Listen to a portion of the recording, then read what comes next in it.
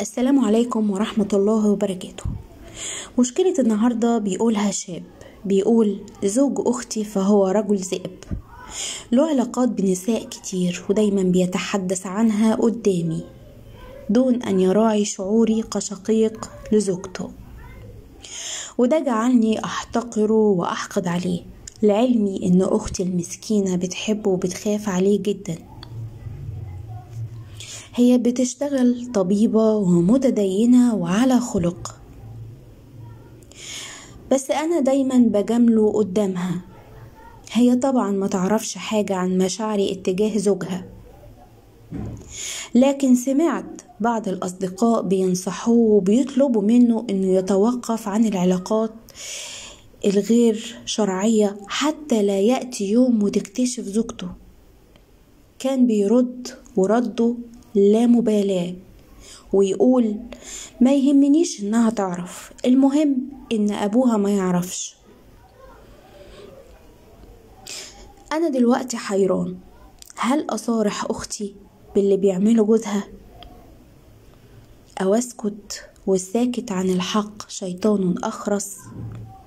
وفي الوقت نفسه أنا خايف أهدد استقرار حياتها الزوجية، وخصوصا إن عندها 4 أطفال. أنا اتكلمت مع واحد من أصدقائي ونصحني إني أحاول أتكلم مع زوج أختي وأقنعه إن اللي بيعمله ده غلط، لكن الفرق اللي بيني وبينه خلاني ما يكونش عندي الجراءة إني أصارحه في الحقيقة دي. فأنا سني في العشرينات وهو ضعف عمري، قولولي أعمل إيه؟ أعتقد إنه أختك مش محتاجة تعرف الحقيقة، لأن الحقيقة هتبقى مر عليها، وخصوصا معاها 4 أطفال وحياتها هادية ومستقرة. فاللي بيعمله زوج أختك ده بيكون بينه وبين ربنا. ربنا هو اللي هيحاسبه، ربنا هو اللي هيخليه في يوم يعرف الصح من الغلط، وهو مش هيسمع منك زي ما انت قلت، لان انت سنك اصغر من سنه، فمش هيتقبل منك اي كلام. الهداية هي من عند الله سبحانه وتعالى فقط، ولو اتكلمت معاه ممكن المشكلة تكبر اكتر من كده ويقول كلام غير مشروع بحقك.